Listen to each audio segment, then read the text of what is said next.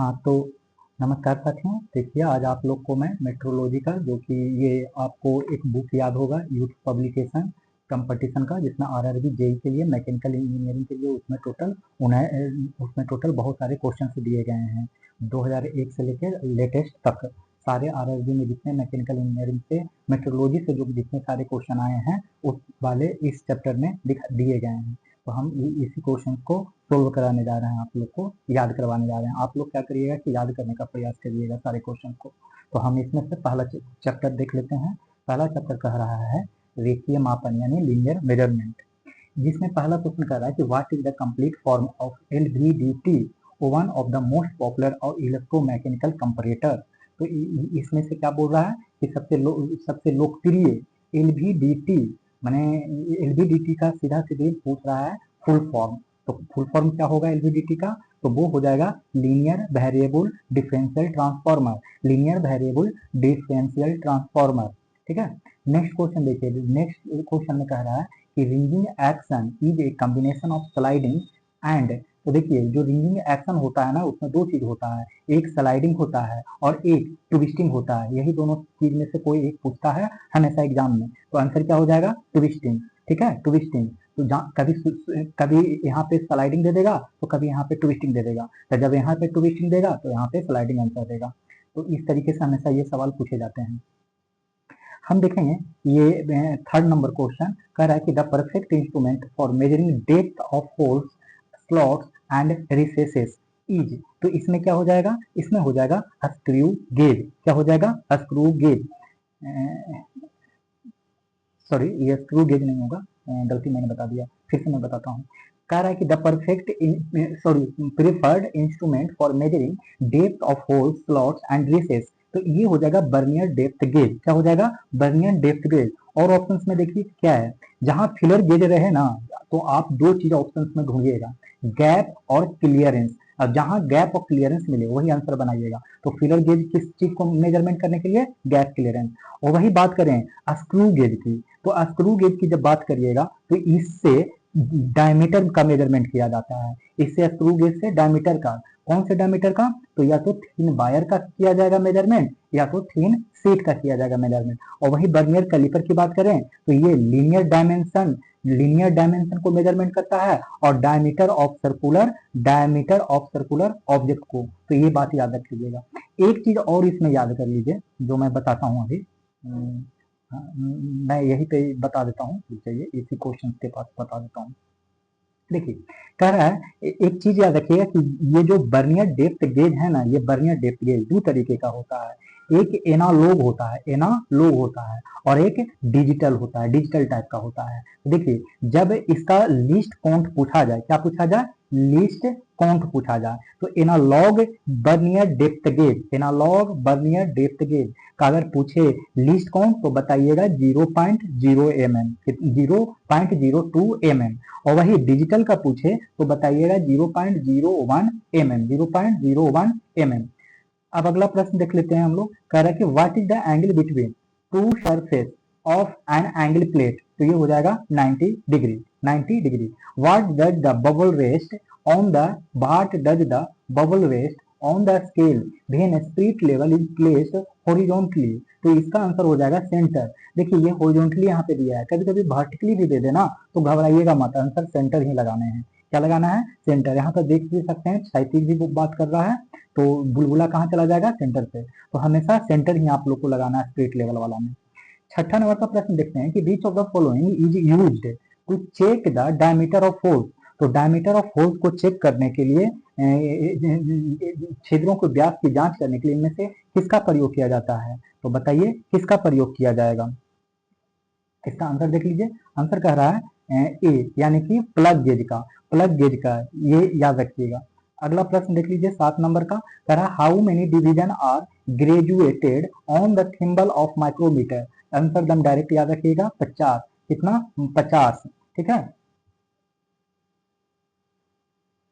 अब अगला प्रश्न देखिए, कह रहा है कि filler gauge are use to. तो filler gauge are use to, ये यूज किया जाता है ऑल ऑफ द ऑप्शन में, मतलब check and measure the bearing clearance और check and set the spark plug gap, मतलब स्पार्क प्लग गैप की जांच करने के लिए हमने बताया था आपको कि फिलर गेज में आप क्या क्या ढूंढेंगे, एक क्लियरेंस ढूंढेंगे और एक गैप ढूंढेंगे। देखिए ये क्लियरेंस मिल गया और ये यहाँ पे गैप मिल गया, और फिर देखिए यहाँ पे चेक द गैप मिल गया बिटवीन द मेटिंग पार्ट्स। मतलब मेटिंग पार्ट के बीच के गैप को चेक करने में भी इसका इस्तेमाल किया जाता है। और checking and set and the spark plug, यानी स्पार्क प्लग गैप की जांच करने या सेट करने के लिए भी।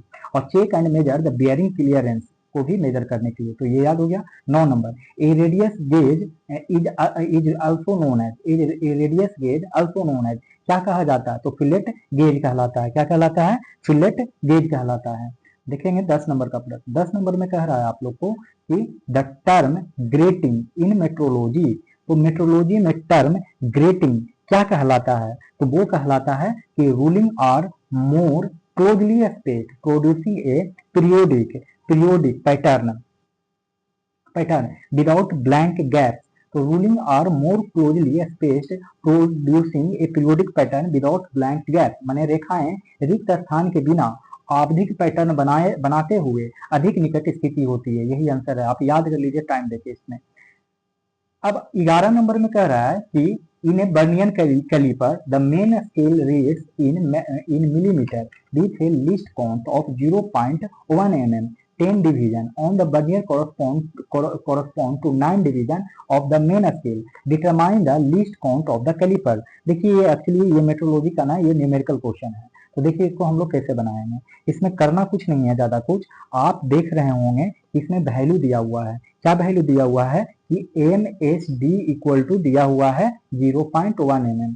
मैं इसको थोड़ा सा बड़ा कर देता हूँ ताकि आप लोग को सवाल को बता सकूं। तो देखिए यहाँ पे कह रहा है मेन स्केल रीड, यानी कि यहाँ पे 1 MSD का वैल्यू कितना दिया हुआ है? ये दिया हुआ है 0.1 mm। कितना दिया हुआ है? 0.1 mm। और यहाँ पे एक कंडीशन दे रखा है, कंडीशन दे रखा है कि 10 division on the vernier scale, मतलब कह रहा है कि 10 VCD is equal to 9 MSD बता रहा है।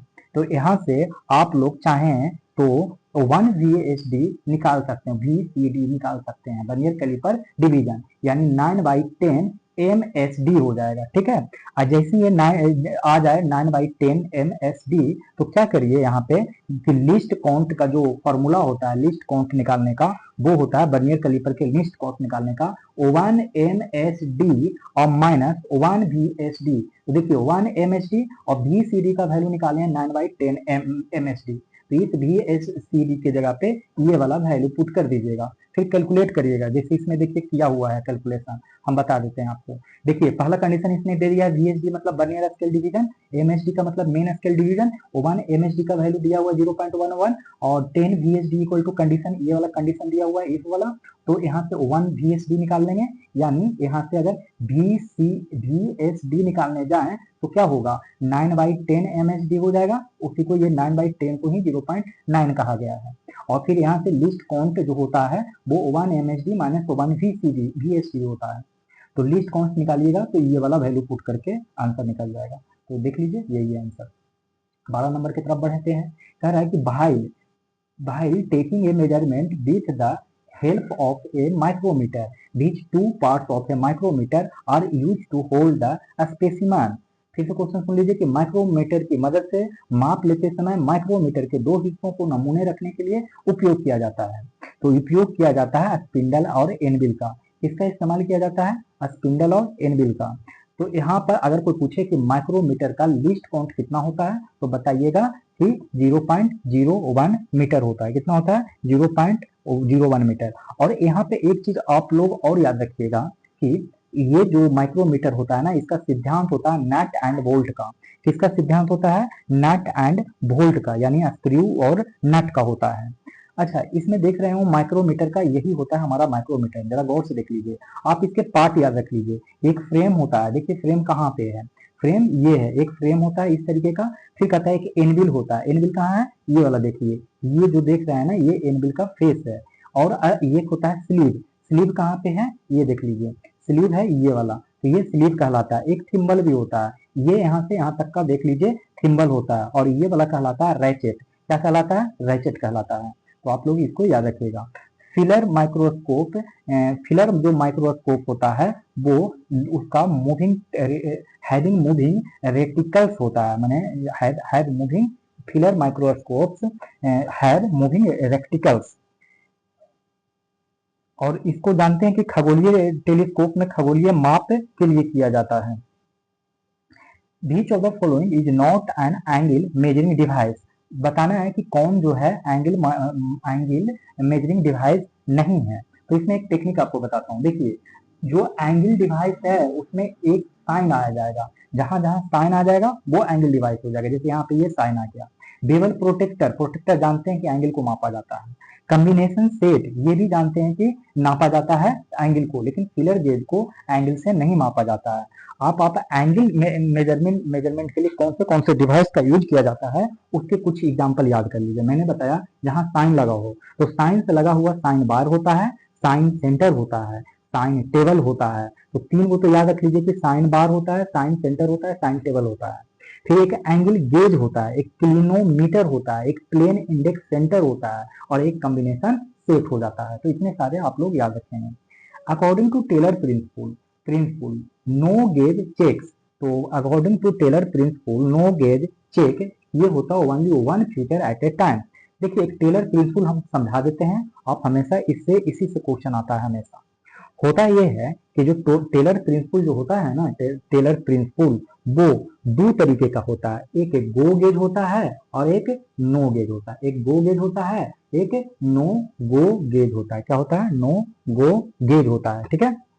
अब क्या होता है, जो गो गेज होता है ना वो मैक्सिमम मटेरियल लिमिट होता है। ये क्या होता है? मैक्सिमम मटेरियल लिमिट होता है। मैक्सिमम मटेरियल लिमिट होता है। ठीक है। और ये मैक्सिमम मटेरियल लिमिट होने के साथ साथ मिनिमम साइज ऑफ होल होता है। मैक्सिमम मटेरियल लिमिट और minimum minimum minimum size of hole होता है। मिनिमम साइज ऑफ होल होता है। वही बात करें नो गो गेज की, तो नो गो गेज में मिनिमम मटेरियल लिमिट होता है। मटेरियल लिमिट कैसा होता है? मिनिमम होता है। और साइज का होल क्या होता है? तो मैक्सिमम साइज शाफ्ट होता है। साइज ऑफ शाफ्ट होता है, मैक्सिमम साइज ऑफ शाफ्ट होता है। तो एक हो गया कि मिनिमम मटेरियल लिमिट और दूसरा होता है मैक्सिमम साइज ऑफ शाफ्ट। ये जो होता है नो गो गेज, ये वन डायमेंशनल होता है, एक ही डायमेंशनल में होता है। और गो गेज होता है जो मल्टी डायमेंशनल होता है। 16 नंबर का देख लीजिए क्या कहलाता है question. Universal surface gauge is used for, ये होता है lay out work and inspection. Universal surface gauge is used for lay out work and inspection. The two slip gauge is precision measurement are joined by wringing. तो देखिए, two slip gauge in precision measurement और joint by wringing होता है। Next में देख लीजिए क्या कह रहा है कि a vernier scale is good enough to read in, क्या होता है रीड इन? तो 2 डिजिट्स में होता है। 2 डिजिट्स तक इसका अच्छा से होता है और इसका लिस्ट काउंट होता है 0.02। अब इसमें निकाला कैसे जाता है लिस्ट काउंट? तो जो बर्नियर पैमाना होता है ना, यानी बर्नियर स्केल और ये जो बर्नियर स्केल और मेन स्केल का डिवीजन को ही निकाला जाता है, तो लिस्ट काउंट निकल जाता है। Which of the following scales can be used interchangeability, तो ये हो जाता है diagonal scale and vernier scale. Which of the following scale can be used interchangeably, तो डायगोनल स्केल और and vernier scale. The following type of gauge has gauging section combination on one end, तो ये हो जाता है progressive gauge. क्या हो जाता है? Progressive gauge. The vernier calipers advantage over the micrometer is that, तो इसका क्या हो जाएगा आंसर? इसका आंसर हो जाएगा देख लेते हैं कि the vernier caliper advantage over the micrometer is that it can be used to make both inside and outside measurement over a range of size। 22 number में देख लीजिए क्वेश्चन क्या कर रहा है। कह रहा है optical micrometer is used to, तो ये किया जाता है मेजर सरफेस प्रोफाइल में। Bore diameter can be measured while working steel rule micrometer vernier caliper, माने सब चीज में। तो बोर डायमीटर का मेजरमेंट कहाँ किया जाता है? तो स्टील रूल में, माइक्रोमीटर में, बर्नियर कैलिपर में। What are the dial gauge? या dial test indicator is used for, कह रहा है कि व्हाट आर डायल गेज या dial test indicator used for, तो यूज्ड फॉर होता है checking flatness of surface and parallelism of the bars and rods, checking flatness of surface and parallelism of the bars and rods. अब देखिए अगला सवाल कर रहा है कि master gauge is mainly use for which of the following purpose, तो purpose होता है कि verifying the accuracy of gauges used on shop floor, तो verifying the accuracy of gauges used on shop floor.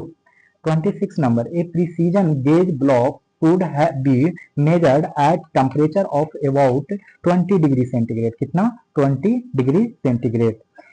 At what standard temperature of the gauges kept in the section, तो ये कितना हो जाएगा इस सेक्शन में, आप लोग को ये बताना है, तो ये हो जाएगा 20 डिग्री सेंटीग्रेड, इसका भी आंसर हो जाएगा, कितना हो जाएगा 20 डिग्री सेंटीग्रेड। अगर इसी को फ़ारेनहाइट में निकालें तो 68 डिग्री फ़ारेनहाइट, ठीक है। 28 नंबर का हम प्रश्न देख लेते हैं। देखिए टेलर प्रिंसिपल कंसर्न विद, फिर से आ गया टेलर प्रिंसिपल, तो टेलर प्रिंसिपल में क्या हो जाएगा आंसर, गेजिंग मेजरमेंट, गेज का मेजरमेंट करने में, तो हम आपको बता ही दिए थे कि गेजिंग मेजरमेंट में क्या हो जाता है, तो टेलर प्रिंसिपल में क्या हो जाता है, एक गो गेज होता है और एक नो गो गेज हो जाता है, ठीक ना। अगला प्रश्न 29 नंबर, कह रहा है कि which of the following is A mechanical gauge, तो ये मैकेनिकल गेज सब होता है, डायफ्राम गेज भी होता है, डेड बेड प्रेशर गेज भी होता है, बॉर्डन ट्यूब प्रेशर गेज भी होता है, बॉर्डन ट्यूब प्रेशर गेज भी होता है। अब अगला प्रश्न देख लेते हैं कि the plug gauge is used to, the plug gauge is used to, तो वो हो जाता है मेजर और diameter of holes, plug gauge का यूज्ड कहाँ होता है, measure the diameter of holes, measure the diameter of holes, ठीक है। ठीक, एक चीज समझ लीजिए यहाँ पर मैं आप लोग को बता देता हूँ, एक प्लग गेज से भी आप लोग क्या करते हैं, छोड़िए कभी और बता देंगे, आप आगे बढ़िए।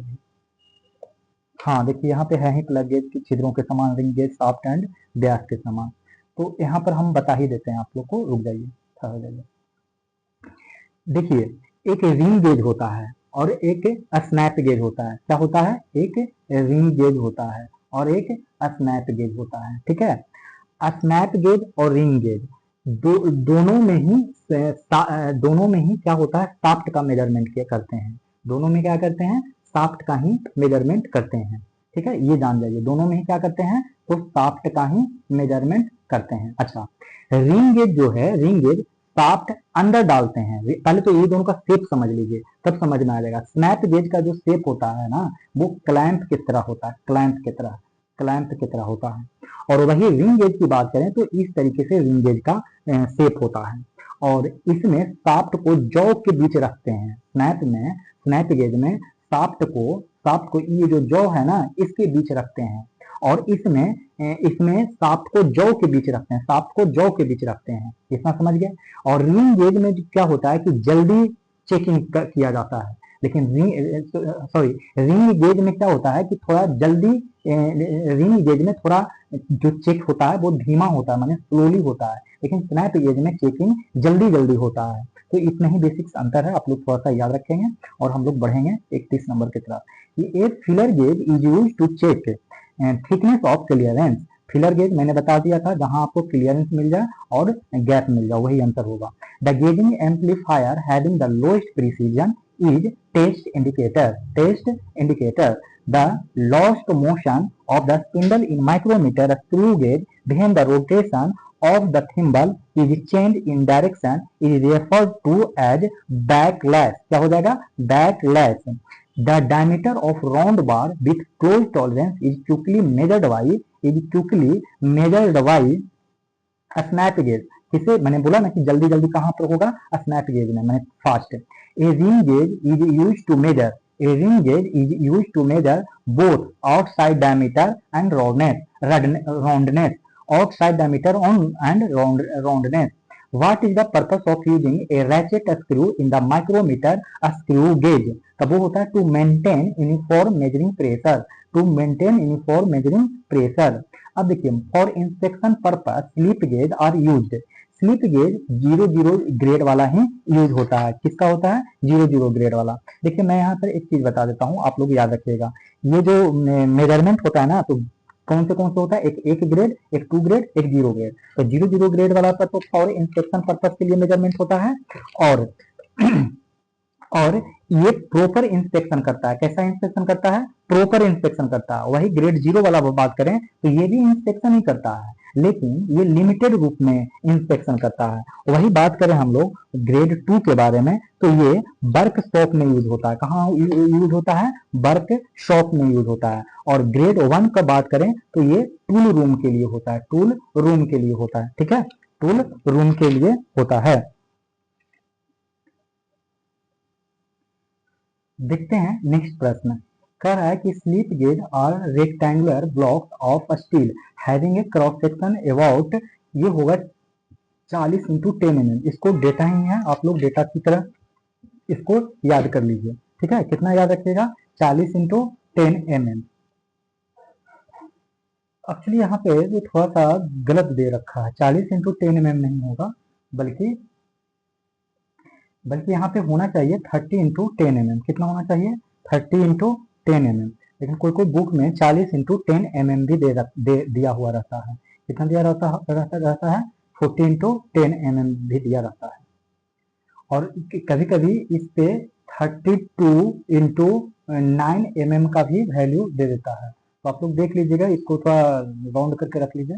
अगला प्रश्न, the thickness of oil film at the surface of slip gauge is of order of 0.005 mm। कितना? 0.005 माइक्रोन। इसको क्या कहेंगे? माइक्रोन कहेंगे। नेक्स्ट प्रश्न कह रहा है कि no go ring gauge will have diameter based on dash diameter of the component। तो ये होगा minimum tolerance diameter। No go ring gauge will have diameter based on minimum tolerance diameter।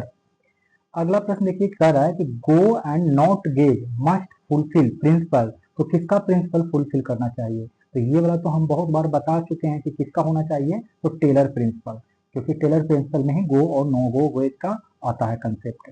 हम लोग देखेंगे 42 नंबर। 42 नंबर में कह रहा है कि for a given strain gauge relative change in electrical resistance to mechanical strain is called. ये क्या कहलाएगा? तो ये कहलाएगा आप लोग को गेज फैक्टर। क्या कहलाएगा? Gauge factor. गेज फैक्टर जो होता है वो D R upon R divide by differentiation of L upon L. मतलब ये ओरिजिनल रेजिस्टेंस हुआ, ये ओरिजिनल लेंथ हुआ, ये रेजिस्टेंस का डिफरेंशिएशन हुआ, ये लेंथ का, माने चेंज इन सीधा सीधी change in resistance, change in length, और ये ओरिजिनल। इन दोनों का ही रेशियो कहलाता है गेज फैक्टर। क्या कहलाता है? Gauge factor. और ये मैकेनिकल स्ट्रेन हो गया। ठीक है, अगला प्रश्न देख लीजिए कि 43 नंबर में कह रहा है कि is used for the accurate setting of tail stroke. Is accurate setting of tail stroke. तो इसका जो आंसर होगा वो स्लिप गेज होगा। क्या हो जाएगा? Slip gauge. आप लोग इसको याद रख लीजिए, स्लिप गेज। कि slip gauge is used for the accurate setting of tail stroke. देखिए है ना slip gauge, B option. 44 number, which of the following can be used to ascribe lines parallel to the edge of a part। तो ये हो जाएगा हार्मोफ्रोडाइट caliper. Hermaphrodite caliper. आप लोग बस ऐसे याद रख लीजिए कि hermaphrodite caliper. Which of the following can be used to ascribe lines parallel to the edge of a part। ठीक है, अगला फिलर गेज। फिर से आ गया ये फिलर गेज। हमने आपको तरीका बता रखा है। क्या होगा? हम लोग को क्लियरेंस ढूंढना है और गैप ढूंढना है। तो देखिए इसमें क्लियरेंस गैप नहीं मिला, इसमें मिल गया है, तो आंसर भी क्या हो जाएगा? यही होगा, बाकी कहीं नहीं है। अगला प्रश्न, a filler gauge used for quantify. A filler gauge used for quantify. तो क्वांटिफाई में ये आंसर क्या हो जाएगा? वो हो जाएगा गैप, क्योंकि हम लोग फिलर गेज की बात कर रहे हैं। तो हम लोग क्या बोले थे? गैप और क्लियरेंस ढूंढना बताए थे आपको। ठीक है,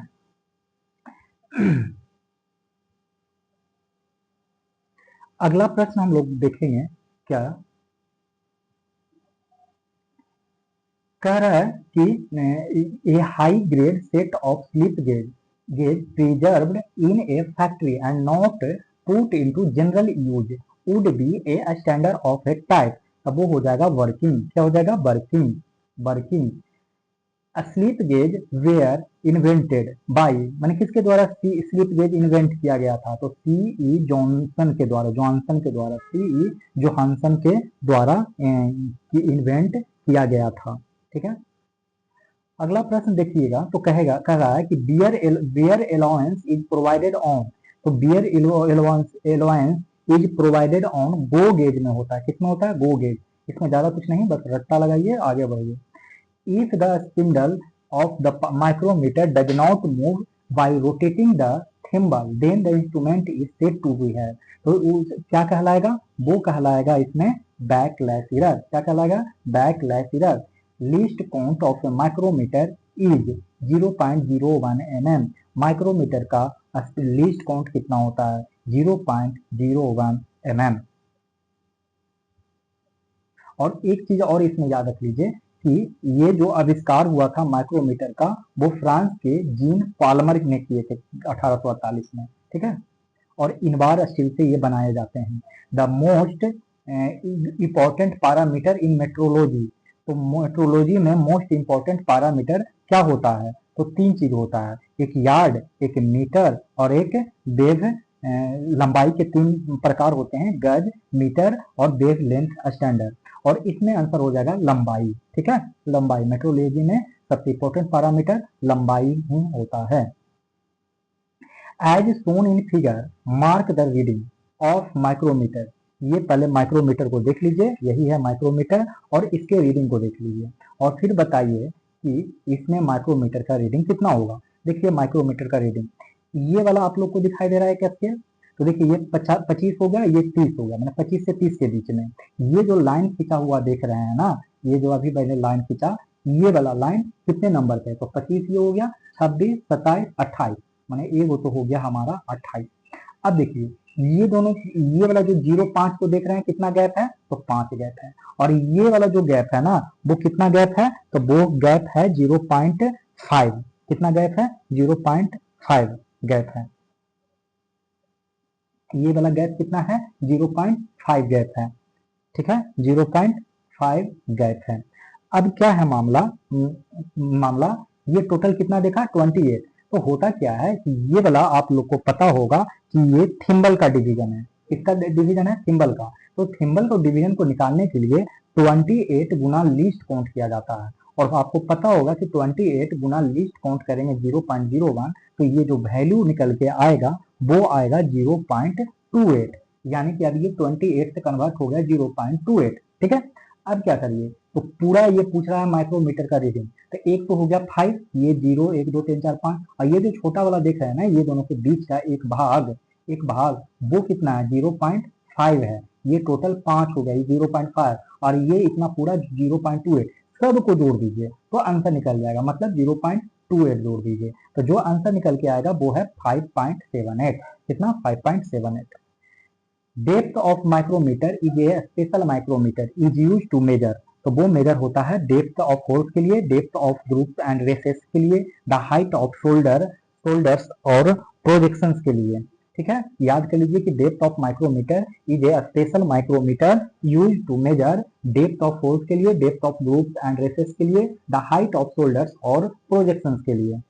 अगला प्रश्न कर रहा है कि in the outside micrometer dash turns open the anvil bye exactly 1 mm, तो ये डायरेक्ट आप लोग बस याद रख लीजिए, दो, कितना, दो, मतलब एक बाहरी माइक्रोमीटर में दो घुमाव निहाई को बिल्कुल 1 mm से खोलता है, बस इतना याद रखिएगा।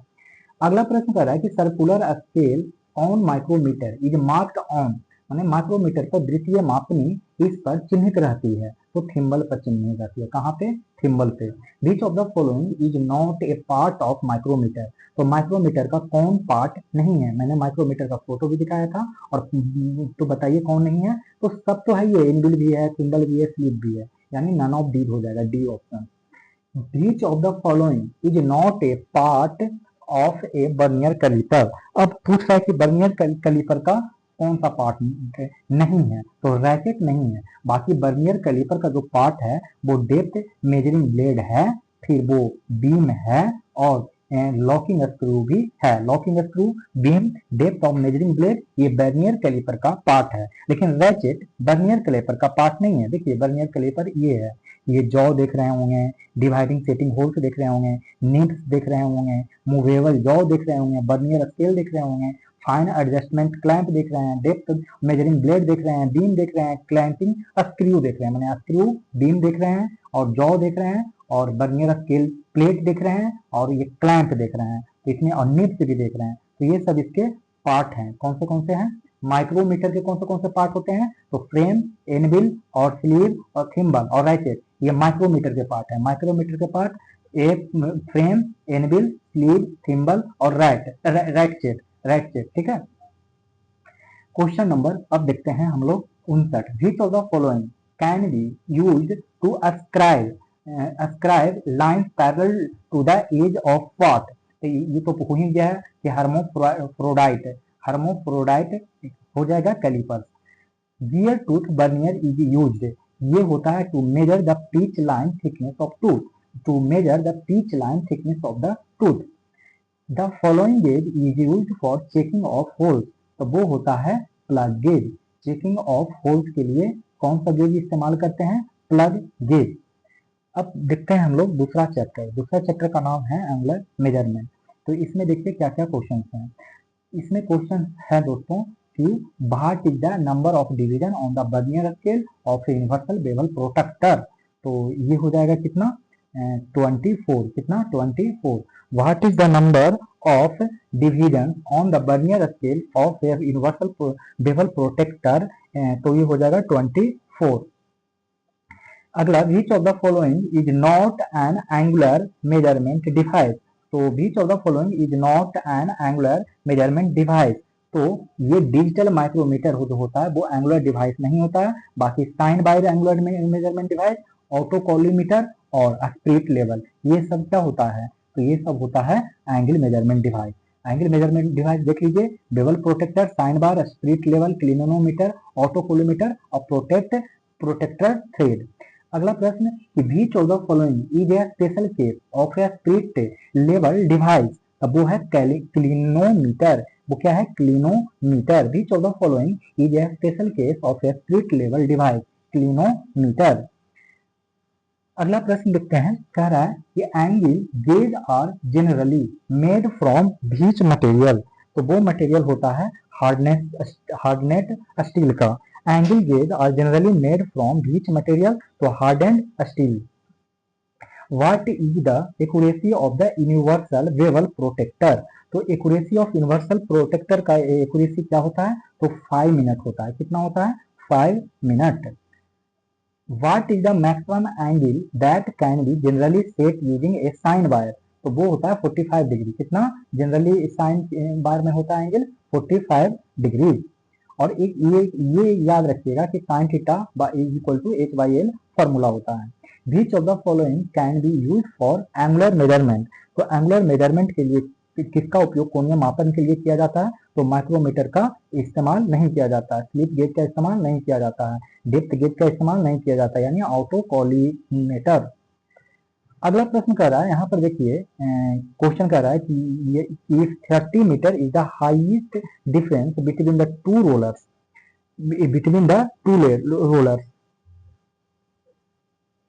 and 60 meter the distance between the center of the roller. What is the angle formed between the upper surface of sine bar and the surface? ये अभी वही फॉर्मूला जो अभी ऊपर में बताया वो है।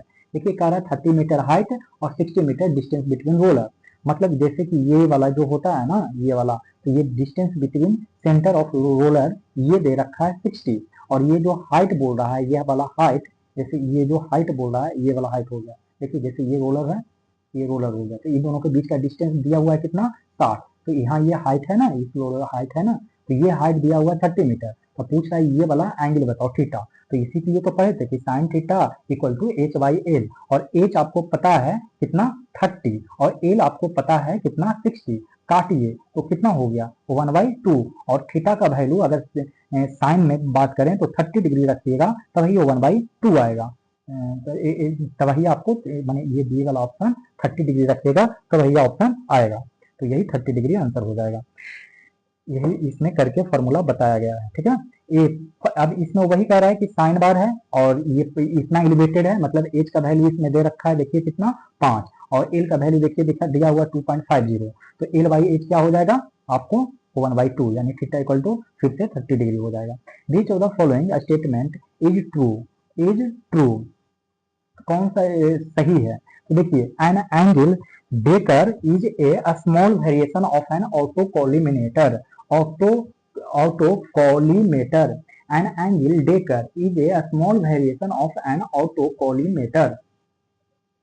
एंगल डेकर स्वतः समानांतर का एक छोटा रूपांतरक है। एंगल डेकर का प्रयोग संयुक्त रूप से एंगल गेज के साथ किया जाता है।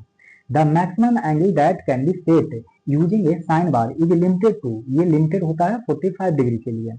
अगला प्रश्न देखिए कह रहा है कि which block is used for checking triangles effect, तो ट्रायंगल इफेक्ट किसमें होता है? तो V block with 120 degree angle is used, किसमें? To what degree are the edge of optical flat bevelled, तो ये हो जाता है माने चेकिंग ट्रायंगुलर इफेक्ट में, तो वो हो जाता है V block over 120 degree angle is used. अगला प्रश्न to what degree are the edge of optical flats bevelled, तो ये अभी अभी मैंने बताया 45 डिग्री, कितना 45 डिग्री, एकदम इसे याद रखिएगा। जोहानसन गेज और otherwise known as slip gauge, Johansson gauge को दूसरा नाम क्या है? स्लिप गेज भी कहा जाता है। अगला प्रश्न देखिए कह रहा है कि determine the elevation of 30 degree, अब 30 डिग्री थीटा का वैल्यू दे रखा है 30 डिग्री, ये जो मैंने बताया था ना formula sine theta equal to L by H, ये वाला जो मैंने फॉर्मूला बता रखा है, सॉरी एच बाई एल वाला जो मैंने फॉर्मूला पढ़ा रखा है अभी तक, एच बाई एल वाला, इसमें थीटा का वैल्यू इस बार 30 डिग्री दिया हुआ है और 5 मीटर एलिवेशन दिया हुआ, मैंने ये 5 दिया हुआ है, तो एल का वैल्यू पूछ रहा है, तो ये वैल्यू निकाल लीजिएगा, आएगा 2.50।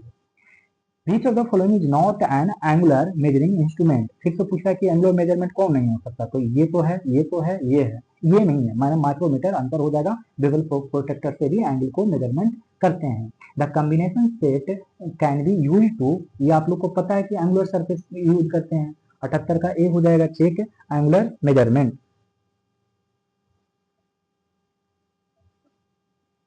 अगला प्रश्न देखते हैं कि accuracy of setting a sine wire, accuracy of setting a sine wire decreases appreciably with a steep angle,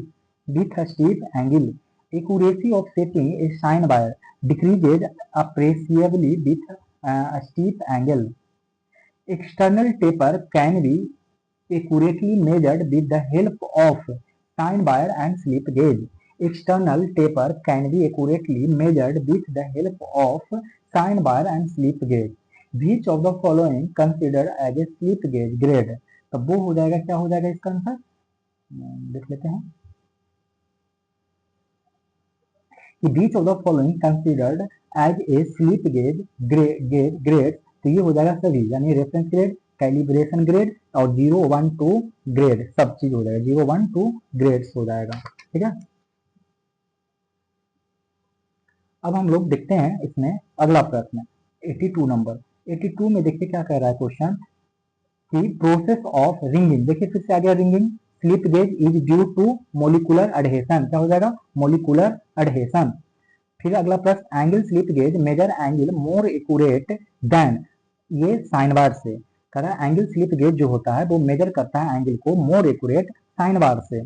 अगला प्रश्न देखिए क्या कर रहा है, इसमें देख लीजिए डिग्री गेज कितना होता है, मिनट गेज क्या होता है, स्केट सेकंड गेज, डिग्री में 13927 और मिनट में 13927, तीन के देखिए इसमें चल रहा है 1 गुना 3, 3 गुना 9, इस तरीके से, इसमें देखिए 3 से 3 गुना 6, 18, फिर 30, इस तरीके से सेकंड गेज में चल रहा है।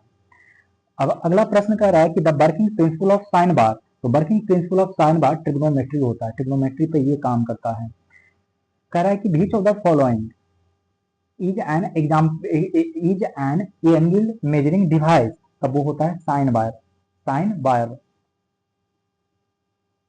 अगला प्रश्न कह रहा है कि can measure an angle accurately up to 160 part of the degree, तब वो है sine bar. Sine bar can measure an angle accurately up to 1/60th part of degree. The sine bar should not be used for angle greater than कितना degree, तो 60 degree. मतलब the sine bars should not have use for angle greater than 60 degree. Which of the following is not the essential requirement for accuracy of measurement with a sine bar? So which of the following is not the essential requirement for accuracy of measurement with a sine bar? तो ये हो जाएगा answer parallelism between top and bottom surface, parallelism between top and bottom surface. अब पूछ रहा है कि a sensitive angle measuring device is clinometer. The angle gauge are available in sets. How many gauge are available in B set? तो B set में कितना हो जाएगा, तो 12 गेज हो जाएगा। कहीं कहीं पे ये आंसर 13 गेज भी दिखाई देगा, तो 13 गेज भी मार सकते हैं, 12 गेज भी मार सकते हैं। अगला प्रश्न देखिए, कह रहा है कि in bevel gauge length of the blade is about 75 से 100 mm। बेवल गेज में जो लेंथ ऑफ ब्लेड होगा वो 75 से 100 mm का होगा। The instrument which has all the features of the tri-square bevel protector, rule and scriber is called, ये कहलाता है कॉम्बिनेशन सेट। कॉम्बिनेशन सेट में क्या क्या फीचर्स होते हैं, तो ट्राई स्क्वायर होता है, बेवल प्रोटेक्टर होता है, रूलर होता है और स्क्राइबर होता है। अब नेक्स्ट कह रहा है कि is an instrument used for angular measurement, एक उपकरण जो कोणीय मापन के लिए उपयोग किया जाता है, तो वो है clinometer. Sine bar specification can be expressed in center distance between the two rollers and size of roller, center distance between two rollers and the size of roller। अब इस तरीके से आप लोग को दो चैप्टर खत्म हो गए। अब तीसरे चैप्टर की तरफ हम लोग बढ़ते हैं, और तीसरे चैप्टर में कह रहा है हम लोग का कंपैरेटर की तरफ बढ़ते हैं। तो देखिए कंपैरेटर में आइए, इससे जो मैं बताता हूं बस वो याद रखिए, क्वेश्चन बनता जाएगा कि which of the following process produces the minimum surface roughness on workpiece, तो वो हो जाएगा सुपर फिनिशिंग। क्या हो जाएगा, सुपर फिनिशिंग। अगला प्रश्न देखिए, क्या रहा है कि in parting off operation how is the cutting tool fed into the workpiece, तो ये क्या हो जाएगा, इसमें आंसर देख लेते हैं 96 में, इधर ही है। हाँ, कह रहा है, फिर से क्वेश्चन देख लीजिए, कह रहा है कि in parting off operation how is the cutting tool fed into the workpiece, तो ये हो जाएगा by rotating the cross slide screw by hand, by rotating the cross slide screw by hand. अब देखिए क्वेश्चन कह रहा है कि which of the following back pressure gauge is not used in pneumatic comparator, not used in pneumatic comparator, तो इसके हो जाएंगे कि एब्सोल्यूट बैक प्रेशर गेज में इस्तेमाल नहीं किया जा सकता है, इस्तेमाल नहीं किया जा सकता है। ठीक है,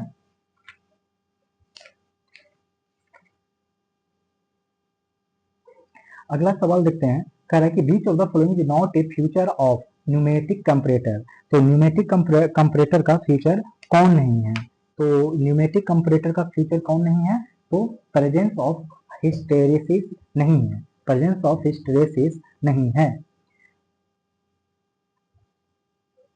अगला सवाल देखते हैं 99 नंबर, एक couple produces type of motion, तो एक couple produces type of motion, कैसा मोशन होगा, तो इसका मोशन जो होगा वो रोटेशनल होगा, कैसा होगा, रोटेशनल होगा। अगला सवाल कि the Johansson microkator is a type of mechanical comparator, is a type of mechanical comparator, which comparator is generally used to measure a small displacement of a spindle, तो रीड टाइप कंपैरेटर, कौन सा type comparator, read type comparator. Sigma comparator is a type of comparator, sigma comparator भी क्या होगा, यांत्रिक यानी mechanical comparator होगा। अब इसमें देखिए ये थोड़ा सा ना आप याद कर लीजिए ताकि सारा क्वेश्चन बनाया जा सके।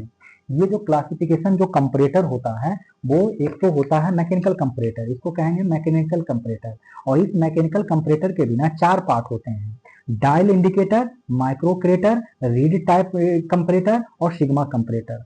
ठीक है, मैकेनिकल कंपैरेटर का अगर कोई एग्जांपल पूछे किससे रिलेटेड होता है तो बताइएगा gear, lever, linkage, pinion, gear, lever, linkage, pinion. कोई पूछे मैकेनिकल कंपैरेटर का एग्जांपल बताओ तो बताइएगा dial indicator, microkator, reed type comparator और सिग्मा कंपैरेटर। वही अगर बात करें कि जाए कोई एक प्रकाशीय कंपैरेटर, माने कंपैरेटर का पहले कौन सा टाइप होता है वो याद रख लीजिए। यांत्रिक कंपैरेटर माने मैकेनिकल, फिर ऑप्टिकल कंपैरेटर मतलब प्रकाशीय कंपैरेटर, फिर होता है विद्युतीय कंपैरेटर जिसको कहते हैं इलेक्ट्रिक कंपैरेटर। एक होता है इलेक्ट्रॉनिक कंपैरेटर, क्या होता है इलेक्ट्रॉनिक कंपैरेटर। एक होता है न्यूमेटिक कंपैरेटर, इसको कहते हैं न्यूमेटिक कंपैरेटर। और एक होता है द्रव विस्थापन कंपैरेटर माने लिक्विड डिस्प्लेसमेंट कंपैरेटर। इतने सारे कंपैरेटर होते हैं। मैं बात कर रहा हूं अभी प्रकाशीय कंपैरेटर का एग्जांपल किससे संबंधित है, लेंस और मिरर से संबंधित है ऑप्टिकल कंपैरेटर। अगर इलेक्ट्रिक कंपैरेटर इसकी बात करें तो ये किससे संबंधित है, तो सेटअप और सेट डाउन ट्रांसफार्मर से, सेट अप और सेट डाउन ट्रांसफार्मर से ये विद्युतीय कंपैरेटर सम्मिलित है। अगर मैं बात करूं न्यूमेटिक कंपैरेटर की तो एयर से रिलेटेड है, ये वाला तो एयर से रिलेटेड है जो कि हाई प्रेशर वाल्व में काम करता है। यही बात करूं इलेक्ट्रॉनिक कंपैरेटर किससे संबंधित है, तो एम्पलीफायर डिजिटल सिग्नल से संबंधित है। इतना चीज आप लोग याद रखेंगे तो आपसे क्वेश्चन बन जाएगा। आप देखिए अगला question, which of the following not correct for comparator application, तो वो हो जाएगा मेजरिंग एंगल्स, ये नहीं है कंपैरेटर एप्लीकेशन का। तो कंपैरेटर एप्लीकेशन का क्या एग्जांपल हो जाएगा, तो एप्लीकेशन हो जाएगा तो laboratory standard, working gauge, final inspection gauge हो जाएगा। ठीक है,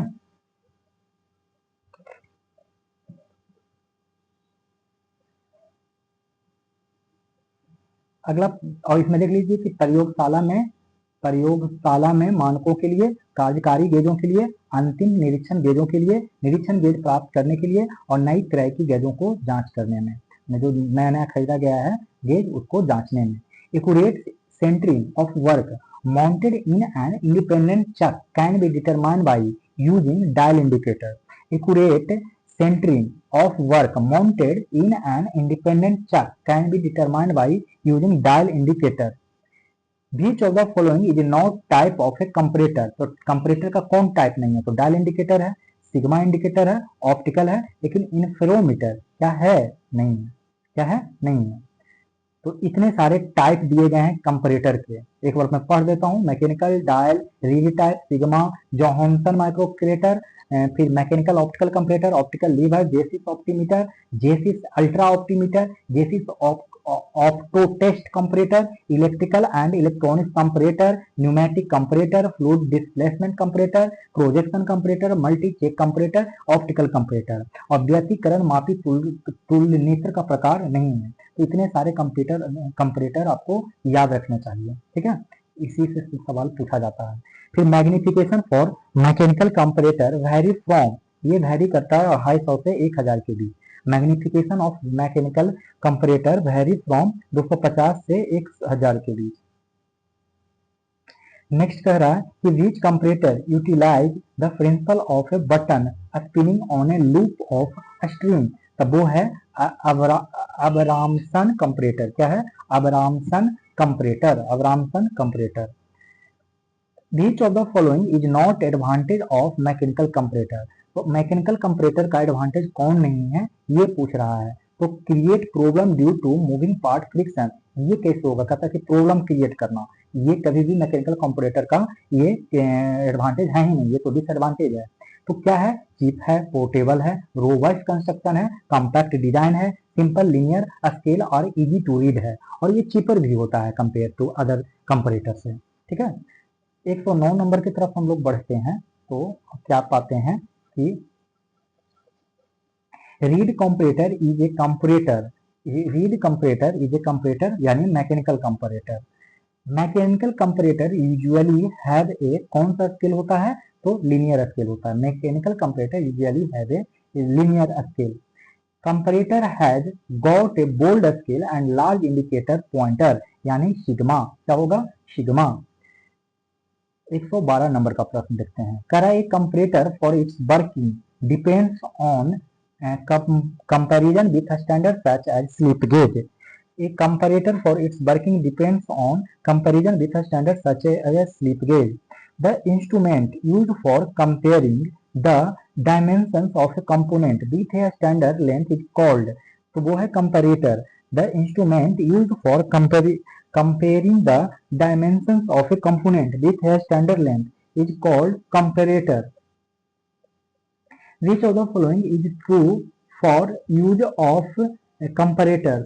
तो वो हो जाएगा can be used as working gauge, can be used as working gauge.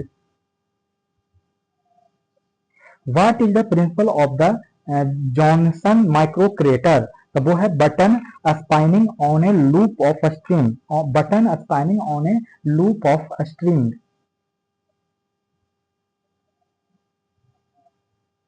अगला प्रश्न देखिए क्या कर रहा है कि some substance generate voltage when they are subjected to mechanical force या stresses along a specific plane. Such substances are known as piezoelectric. क्या होगा? piezoelectric. Some substances generate voltage when they are subjected to mechanical force or stresses along a specific plane. Such substances are known as piezoelectric. From which category sigma comparator belongs? तो वो हो जाएगा mechanical comparator. क्या हो जाएगा? Mechanical comparator. और इसकी आवर्धन मतलब जो सिग्मा कंपैरेटर का जो मैग्निफिकेशन होता है 300 से 500 गुना होता है, तो 300 से 500 गुना।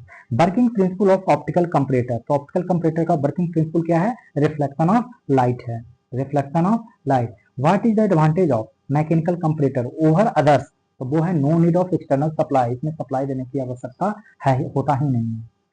हम लोग देखते हैं अगला प्रश्न, कह रहा है कि which of the following is true for cross strip in sigma comparator. तो cross strip in hinged, cross strip is in hinged. Which of the following is true for cross strip in sigma comparator, cross strip in hinged. Which of the following options is correct regarding the characteristic of comparators? तो वो हो जाएगा minimum inertia. क्या हो जाएगा? Minimum inertia. Next, what is the use of bleed valve in flow type pneumatic comparator? तो वो हो जाएगा जीरो एडजस्टमेंट। कितना? Zero adjustment. Which of the following is not correct for pneumatic comparator? तो वो हो जाएगा loss of accuracy due to gauge wear. Which of the following is not correct for pneumatic comparator? तो loss of accuracy due to gauge wear. What is the order of magnification in flow type pneumatic gauge? तो वो हो जाएगा 500 से 5000 time, 500 से 5000 time. कह रहा है which of the following is true for pneumatic sensitive in pneumatic comparator? कह रहा है which of the following is true for pneumatic sensitivity in pneumatic comparator? तो इसका आंसर क्या होने वाला है? इसका आंसर होने वाला है कि directly proportional to operating pressure, directly proportional to operating pressure. अब देखिए यहाँ पर डायरेक्ट वैल्यू याद करने वाली चीजें होती है, तो इसको डायरेक्ट याद कर लीजिए कि what is the formula, formula पूछ रहा है overall magnification of pneumatic comparator, जहां पर बता रहा है कि लेमडा क्या होना चाहिए? तो length of scale of pressure, माने length of scale of pressure, lambda को क्या कहेंगे? Length of scale of pressure measuring device and LA को, एक लेमडा हो गया, एक एलए हो गया। एलए होगा average separation between nozzle surface and surface to be gauged. तो इसके जो formula for overall magnification of pneumatic comparator, तो इसके फार्मूला हो जाएगा 0.4 और into lambda upon L A. What is the relation between overall magnification and pneumatic sensitivity in pneumatic comparator? तो वो हो जाएगा overall magnification is directly dependent on the pneumatic sensitivity. What is the relation between overall magnification and pneumatic sensitivity in pneumatic comparator? तो overall magnification is directly dependent on the pneumatic sensitivity. Which of the following option is correct for velocity type pneumatic gauge? तब वो हो जाएगा कि operate by sensing momentary rate of flow of air. Operate by sensing momentary rate of flow of air.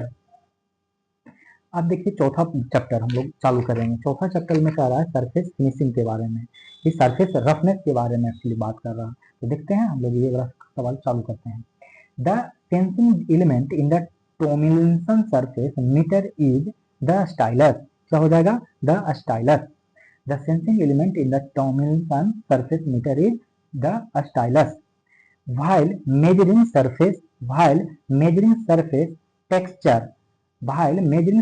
texture the part of the profilometer that makes contact with the workpiece surface is a fine pointed stylus, finely pointed stylus.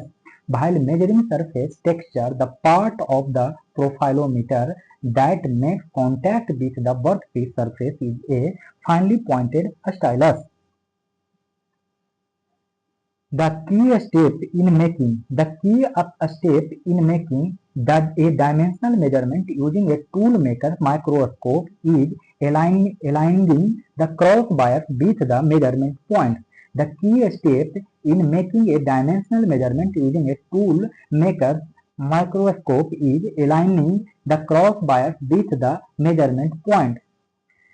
Which of the following is not function of the spirit level measuring instrument?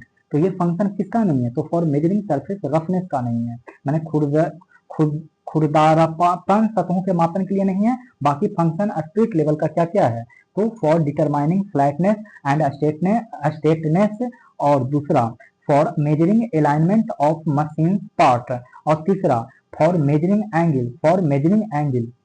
How many mirrors are used for magnification in JIS ultra optimeter? तो वो है 2। कितना? 2। How many mirrors are used for magnification in the JIS ultra optimeter? यानी 2। While measuring surface texture, the part of the profilometer that makes contact with the workpiece surface is. So while measuring surface texture, the part of the profilometer that makes contact with the workpiece surface is. तो वो हो जाएगा a finely pointed stylus. What is the capability of a profilometer instrument? So what is the capability of a profilometer instrument? Measure roughness together with waviness and any other surface flaws. Measure roughness together with waviness and any other surface flaws. The type of surfaces suited for measuring surface roughness using a light interference microscope are soft और thin surface. क्या होता है? Soft और thin surface होता है। Next सवाल कह रहा है, देखिए कह रहा है कि इसको बताइए कि to measure surface finish the two types of stylus instrument used are. तो वो है कॉन्टैक्ट और एक है non contact. To measure surface finish the two types of stylus instrument used are contact and non contact.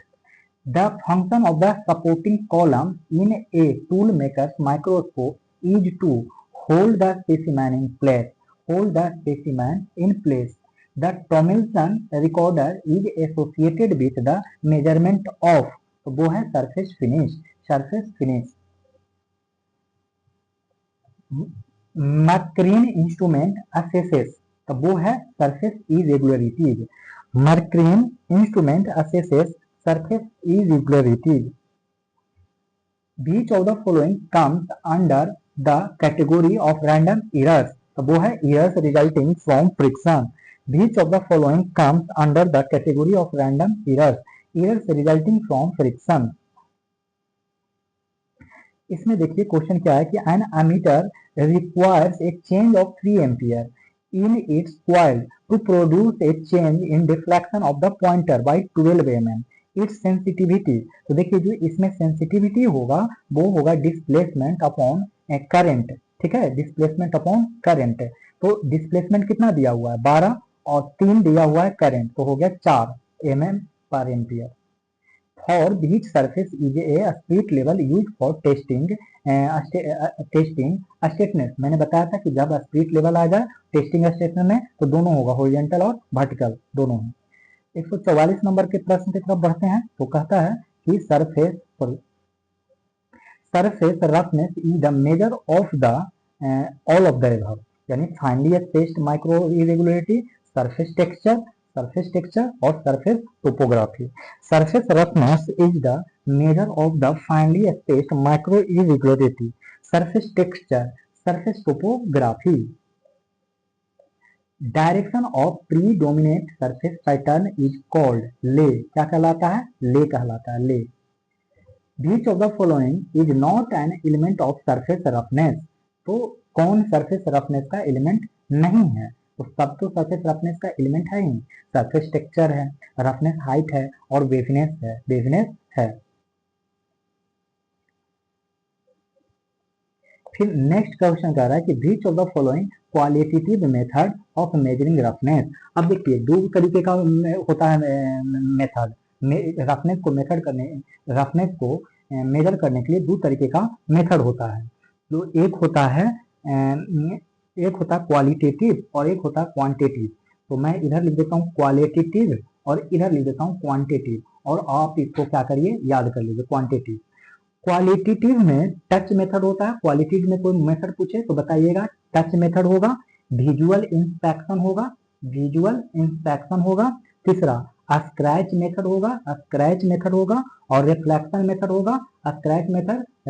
Method. मैं जो बोलता हूँ उसको सुनिए, हैंडराइटिंग में मत जाइए। और पांचवा होगा माइक्रोस्कोपिक इंस्पेक्शन। क्या होगा? Microscopic inspection. क्वालिटी में याद कर लीजिए 5 मेथड। कौन से मेथड हैं?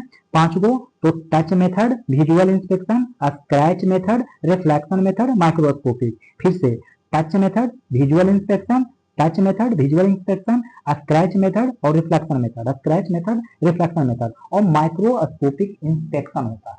वही क्वांटिटेटिव में बात करें तो 5 को होता है इसमें भी। पहला होता है इंटरसेक्शन मेथड। क्या होता है? Intersection method. और दूसरा क्या होता है?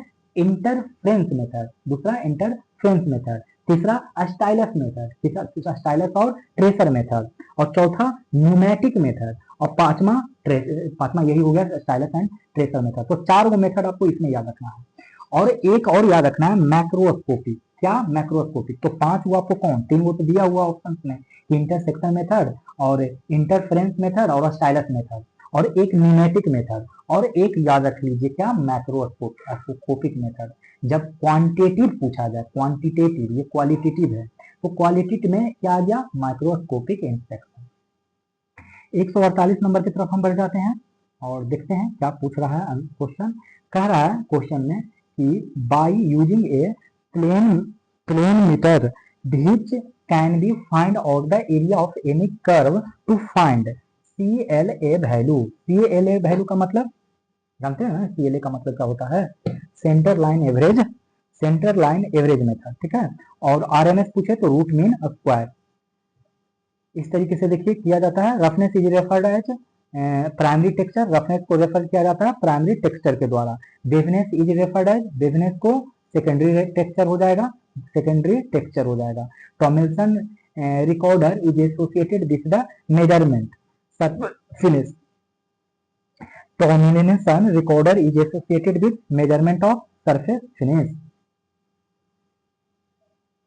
The primary texture of micro error.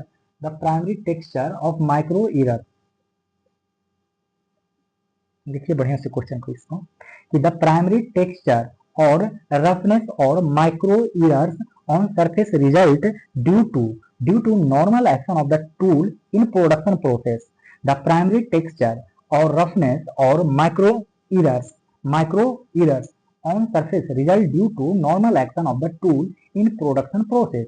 153 number कह रहा है कि the secondary texture of waviness or macro error on surface result due to vibration and non-uniformity of cutting process. The secondary texture or waviness or macro errors on surface results due to vibration and non-uniformity of cutting process. The surface roughness on a drawing is represented by triangles. क्या? Triangles. Next, अब इसमें आप लोग को याद रख लेना है ये वाला कहलाएगा रफनेस वैल्यू, और जहाँ पे दिया हो रफनेस वैल्यू, ये कहलाएगा मशीनिंग मेथड और ये कहलाएगा सैम्पलिंग, ठीक है। RMS जानते करते हैं रूट मीन स्क्वायर मेथड, ये किस चीज के लिए? तो सरफेस रफनेस के लिए। Profilometer is an instrument use to measure, किसके लिए? तो सरफेस रफनेस के लिए ये भी। Next, Which of the following is not the correct method? कौन नहीं है correct method? Specifying numerical value of surface roughness, तो ये नहीं है। Mean line and envelope line system नहीं है, बाकी CLA है, RMS है और पीक टू वैली हाइट है। फिगर अब देख लीजिए फिगर को बढ़िया से, और फिगर को देख के आप लोग को बताना है। फिगर को देखिए और show the roughness of characteristic of surface distance A and B are represents, ये हो जाएगा पीक टू वैली, यही वाला पीक टू वैली है। ये देखिए पीक हो गया और ये वैली मैंने नीचे। Which of the following is not a quantitative method? अभी मैंने क्वालिटी और क्वांटिटी मेथड के बारे में बताया था, और बताया था कि ये कह रहा है कि कौन क्वांटिटेटिव मेथड नहीं है। तो इंटरसेक्शन हमने बताया था, इंटरफेरेंस भी बताया था, स्टाइलस भी बताया था। स्क्रैच मेथड मैंने कुछ नहीं बताया था, ठीक है। तो स्क्रैच मेथड हमने नहीं बताया था आप लोग को। Which quantitative method, a quantitative method is used fine needle for irregularity checking? Stylus method में ही ना फाइन नीडल होता है जो कि इरेगुलरिटी को चेक करता है।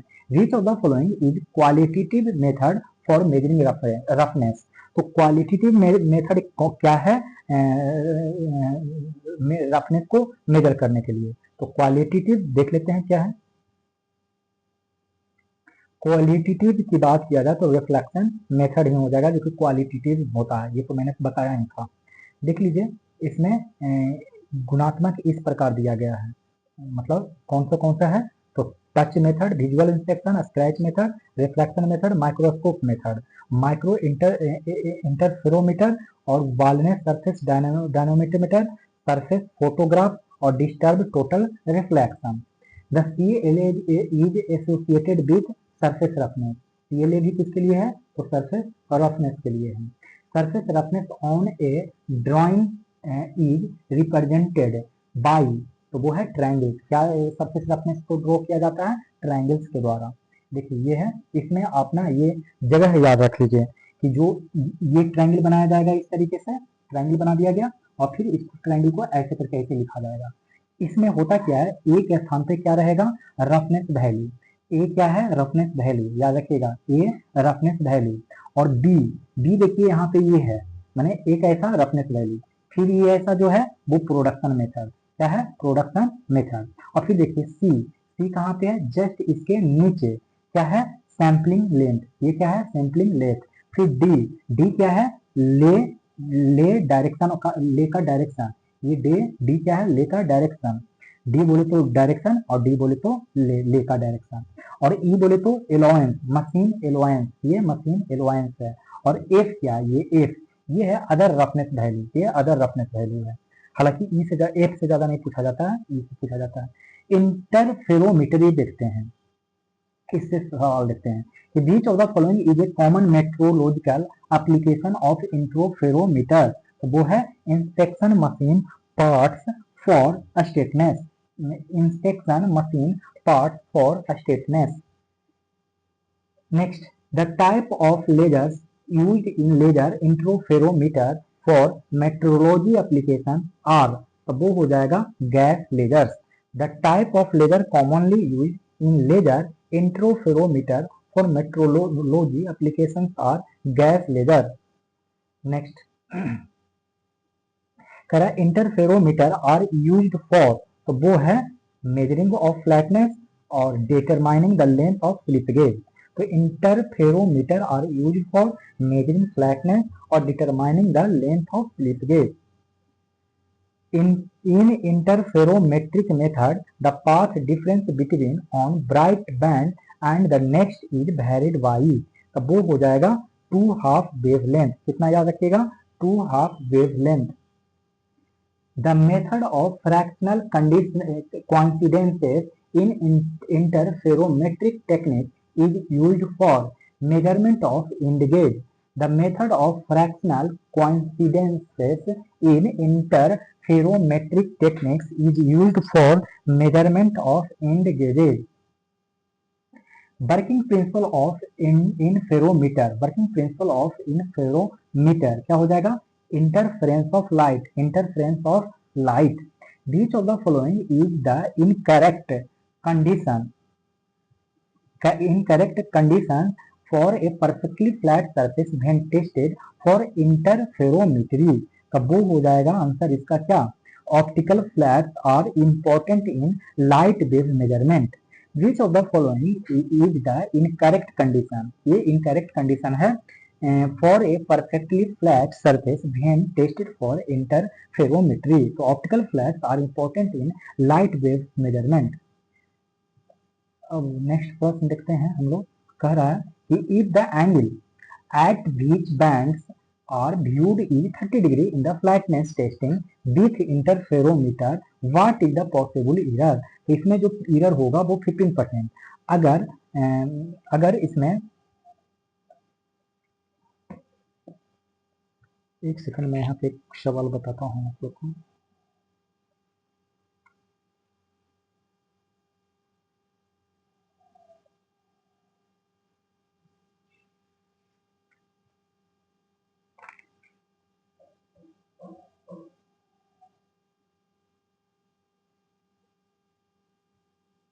हाँ देखिए यहाँ पर क्या है,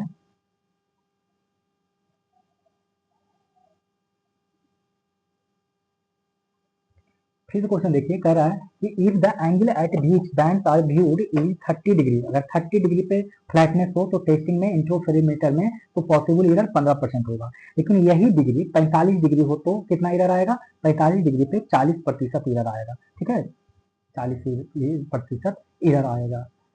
फिर कह रहा है कि what is the range of the diameter of optical flat. तो वो हो जाएगा 25 से 300 mm. What is the range of the diameter of the optical flat?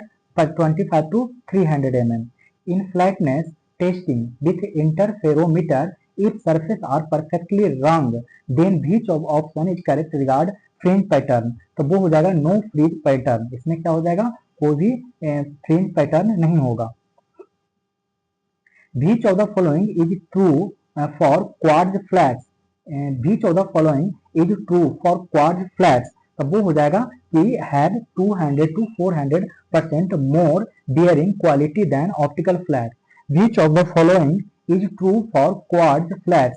Have 200 to 400% more bearing quality than optical flat. Which of the following option is incorrect for flatness testing interferometry? तो वो हो जाएगा if angle between optical flat and work surface reduce, then fringe spacing decreases. Which of the following option is incorrect for flatness testing by interferometry? So if the angle between optical flat and work surface reduces, the fringe spacing decreases. Next question. If the angle between optical flat and surface to be tested is very small, then what is the difference of separation between optical flat and surface between two similar adjacent frames? तो वो है lambda by 2. तो वो हो जाएगा lambda by 2. If the angle between optical flat and surface to be tested is very small, then what is the difference of separation between optical flat and surface between two similar adjacent fringe? Lambda by 2. What is the pattern of fringe if an optical flat is resting on any hill? तब वो क्या हो जाएगा इसका answer? इसका answer हो जाएगा concentric dark and light band fringes. What is the pattern of fringe if an optical flat is resting on any hill? Concentric dark and light band fringe. नेक्स्ट देखिए 178 में क्या कह रहा है क्वेश्चन कि which of the following option is correct for the given statement about interferometer applied और to flatness testing. Which of the following option is correct for the given statement about interferometer applied to flatness testing. तो इसमें देखिए क्या कह रहा है कि दोनों ही फॉल्स बता रहा है. क्या है? दोनों ही क्या है? फॉल्स है. ये वाला भी फॉल्स है कि if the angle between optical flat and surface is too large, then there will be largely spaced fringe patterns is observed, और दूसरा है quartz flats are very sensitivity to heat। तो इसमें दोनों ही फॉल्स है, यानी डी ऑप्शन हो जाएगा। तो 179 नंबर का प्रश्न देखते हैं। कह रहा है 179 में कि which of the following option is true for optical flats used in flatness testing। फिर से क्वेश्चन सुनिए कि which of the following option is true for optical flats used in flat testing। तो type A optical flats has only one surface flat. Type A optical flats has only one surface flat. The NPL gauge interferometer is designed and used for absolute measurement of length of slip gauge। The NPL gauge interferometer is designed and used for absolute measurement of length of slip gauge। Next, laser interferometer can be used for measurement of a small diameter और large displacement। तो laser interferometer का प्रयोग हम लोग small diameter और large displacement में करते हैं। अब नेक्स्ट चैप्टर देखिए ऑप्टिकल इंस्ट्रूमेंट प्रोफाइल प्रोजेक्टर से है। पहला क्वेश्चन यानी 182, in a profile projector the magnified image of the workpiece is created by projection lens. In profile projector, the magnified image of the workpiece is created by projection lens। Next, in a modern optical measuring microscope, the cross wires are etched on glass within the eyepiece। In a modern optical measuring microscope, the cross wires are etched on glass within the eyepiece, यानी नेत्रिका के अंदर कांच पर उत्कीर्ण। The primary purpose of a shadow projector is to produce an undistorted, magnified, reflected image of an object। The primary purpose of a shadow projector is to produce an undistorted, magnified, reflected image of an object। Which type of light is generally used in the photo etching process? तो वो है ultraviolet light rays, ultraviolet light. Which type of light is generally used in the photo etching process? Ultraviolet light। The disadvantage of the earlier shadow projector was that the magnification was insufficient। The disadvantage of the early shadow projector was that the magnification was insufficient। What is the full form of CMM? तो वो है coordinate measuring machine. CMM का full form क्या है? Coordinate measuring machine. Telecentric arrangement used in. तो telecentric arrangement जो use होता है वो कहाँ होता है? तो वो होता है ए ऑप्शन में। ये क्या है? Optical profile projector. Optical profile projector. 189 number का प्रश्न देखते हैं। कह रहा है कि an optical gauge works on the principle of. तो वो है interference of light rays. An optical gauge works on the principle of interference of light rays। Profile of a gear tooth can be checked by optical projector। Profile of gear tooth can be checked by optical projector। Next देखते हैं कि which of the following instrument of the is the most accurate। तो most accurate कौन है? तो optical projector है। which of the following instrument is the most accurate? तो optical projector. Optical flats are made of quartz. Optical flats are made of quartz. इस figure को बढ़िया से देखिए और बताइए किसका प्रिंसिपल है।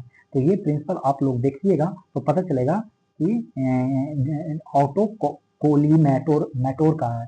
कोलीमीटर ऑटो कोलीमीटर का है। ऑटो कोलीमीटर ये किसका फिगर है दोस्तों? तो ऑटो कोलीमीटर का है। ऑटो कोलीमीटर का है, कोलीमीटर का है। ठीक है, तो आप लोग याद रखें।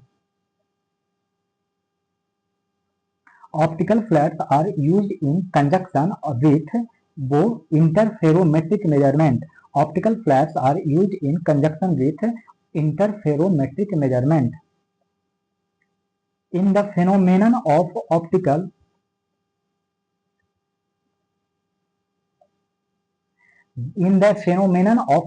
interference, the two beams of light both originating from the same source can cause interference patterns when the path difference between them amount to an odd half wavelength of light being used. अब direct इसको याद कर लीजिए कि in the phenomenon of optical interference, the two beam of light both originating from the same source can cause interference pattern. Then the path differences between them amount to an odd half wavelength of the light being used.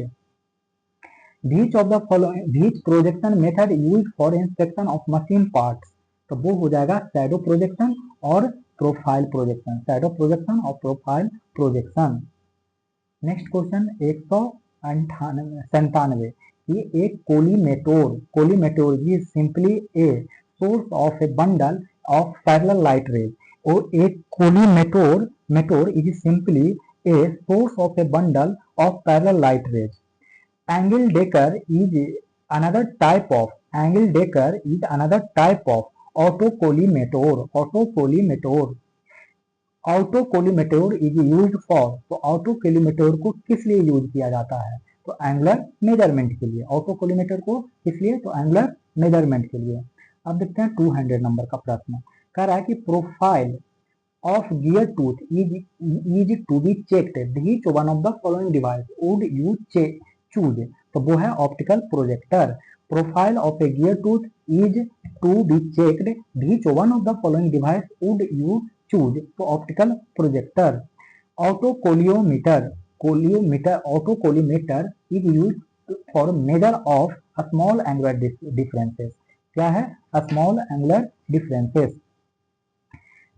इसमें अब next देखते हैं प्रश्न। कह रहा है 202 में कि optical square is used in connection with, वो है alignment test involving two surface at right angle. Optical square is used in connection of alignment test involving two surface at right angles in an interferometer experiment. Following patterns of fringe was observed, the surface being tested। अब बताइए ऐसा pattern observe किया गया है, तो बताइए surface being tested किससे होगा? तो स्मूथ सिलिंड्रिकल सरफेस से। किससे? स्मूथ सिलिंड्रिकल सरफेस से होगा। नेक्स्ट देखिए एक ऐसा फिगर दिखाई दे रहा होगा और इस फिगर में आप लोग को बताना है कि if the interference band with optical flat are as shown in figure the surface would be, ये कॉन्वेक्स है, देखिए ये कॉन्वेक्स लेंस की तरह है, और ऐसा होता तो कॉन्वेक्स लेंस होता, कॉन्केव लेंस होता।